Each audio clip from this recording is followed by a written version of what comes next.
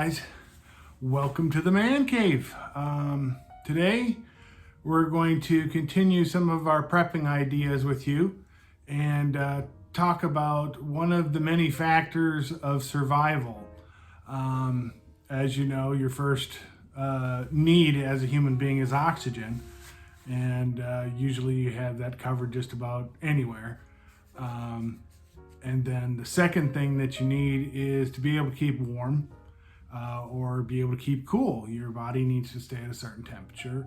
After that, you need water. And these are in order of needs. And then after that, you need food. So most of the videos out there you see is people buying giant piles of food. Well, if you're in the middle of winter and your heat goes out and there's no electricity, and you're a frozen popsicle, that big giant pile of food is going to be nothing but good for someone who actually had some heat and, stayed warm. So today I'm going to talk about factor number 2, and that's keeping your body temperature a certain way, and that's warm during the winter. Well, thankfully we have a nice, very cold day, and it's a great time to do some testing of some heating options. We have 2 options in our house. We have propane heaters, and we also purchased a kerosene heater. Today I'm going to show you our propane heater and how to use it on its first pilot episode or its first pilot journey of being lit up. So we're going to do a little bit of learning together on that one. Before that, we have a propane stove, and when it comes to like little Coleman propane stoves and stuff like that, you're really not recommended to use them indoors. But I would think if you're in a survival situation, if you have proper enough ventilation, you can use a Coleman stove indoors. I also have one of those small tiny little burners that can be used for heat as well, but those are pretty flimsy and not necessarily very safe indoors because they could easily be knocked over and catch something on fire or burn the bottom of a tent or something like that. They're really not very good. So let's go ahead and move on to the next part here, which is I got a Mr. Heater or Mr. Heater Buddy heating system, and that just runs on a simple propane tank. It's really pretty self-explanatory to use, and we'll get that set up in just a second here. Number one, for whenever you're going to use something that is potentially dangerous, you need to really consider reading these instructions or instructions to any device which is going to use something like gasoline, liquid gas, liquid propane, kerosene, anything like that. One of the major risk factors for anything that's combustible is carbon monoxide. And they mention in here, carbon monoxide is a scentless gas, which can essentially asphyxiate you, and you never know when it's coming, and that's why it's really important to use some sort of carbon monoxide detector in your household, because if you are in a gas stove, you have a chance of having carbon monoxide poisoning along with regular furnaces that run natural gas or whatever. They have a chance to create carbon monoxide as well. They have a lot of safety devices in place to do that, but it would be good to have an alarm just to make sure that you're safe. So here's the unit. It is not very heavy at all. I would say this weighs about 15 pounds. There's a little, I think, protective nozzle here on the tip that needs to screw off.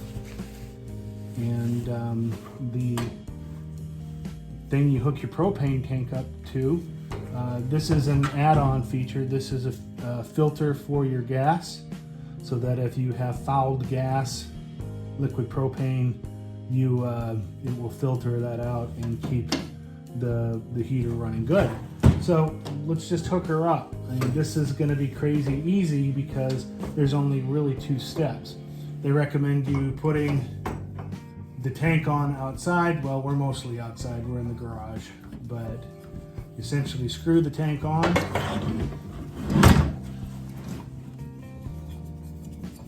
Until it is sealed properly. And now that that tank is on, you have pretty much an active unit. And so they have a control knob here at the top, and that control knob has an off position, pilot, low heat, and high heat. So it says to go to the pilot position, which we are in, and then we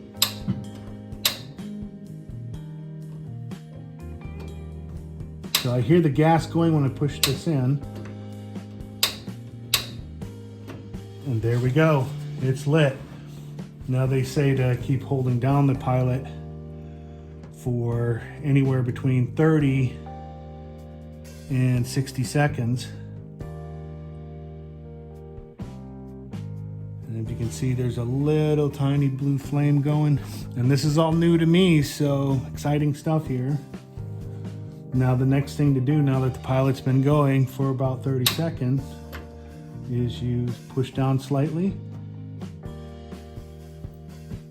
and you start the heat. Now after this is the essentially the radiant element in the middle. When it gets hot enough, it is going to start glowing an orange color. And maybe I can turn our light off so we can see that happen.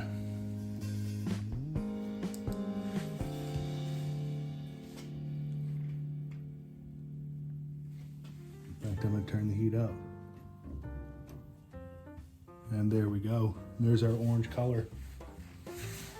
Now they say that firing these up for the first time, the paint on this protective grill right here is going to start, it will smell for its first use, but it'll stop smelling after that. So I am going to bring in Mindy to have a quick look so she can say, wow, look at that thing go. All right, here it is, honey. Wow, we have heat. That's it right there. And as you notice, it doesn't smell real funny or anything like that. They say this paint right here smells a little bit at first, but this is it on a full setting. It's cranking out a ton of heat. Great. I can already tell. So that's awesome. And it was really, all I did was hook up the tank and then hit this pilot for about 30 seconds. And it just goes. You didn't have to like light it? Well, what you do is you push the pilot down and the gas starts coming out for a little bit. And then you push it down again and there's a little electronic start there, just like a grill starter. Oh, cool. And it starts up. That's awesome. So that's our safe and wonderful indoors propane heater. And we won't freeze. And we won't freeze to death. And that's great. We won't be people sickles. That's awesome. Yep. All right. That's great. Good job. Thanks. So there is our LP heater. Did not hardly put off any kind of scent. It was extremely easy to use. Right here, which is a hose for using a 20-pound tank, which is going to give you like 110 hours of heat with a 20-pound tank. It'll give you somewhere between 3 to 6 hours using one of the small LP tanks I was using, depending on whether it's on the low or high setting. Consider your options for keeping warm in a cold situation. Liquid sterno, sterno kits or solid gas or solid fuels are an option. That, you know, these are great because they don't emit anything that's going to create carbon monoxide. I believe these are alcohol based, primarily used at buffets, but if you're in a tent at 20 below or 10 below, or a camper without a working propane heater, these are a lifesaver. I have been in camping situations where we have been at 0 or below 0, -7 I think it was, one time that I was out, and luckily we had a working propane heater, but it was still very, very cold because there's not a whole heck of a lot of insulation in a pop-up camper. So think about how your house would be without a running heater. What are your options? Well, you can pile up blankets on yourself and stay in bed, but that's not going to allow you to be very productive at all. But do you have enough warm clothing? I mean, do you have winter clothing? A lot of people don't. A lot of people are more about their fashion than they are a warm coat, warm pants. How about a snow pants? Do you have boots? Simple questions. A lot of people don't have that. A lot of people rely on their electricity. They rely on their natural gas heater that is running in their home without them really having to think about it much. So there's, if the stuff hits the fan, gas companies might not be running. Electricity may not be running. Basic utilities may not be running. So this is number 2 on the list, is regulating your body temperature, making sure it doesn't get too hot or too cold. In this case, we're addressing whether it gets too cold. And I just want to say, everyone be safe, and be aware, and you guys have a great day. We'll see you. Hi friends, I'm Sadie, and I think you should like this video, click subscribe and the little bell too, that way you know every time my mommy and daddy upload a new video. Thanks!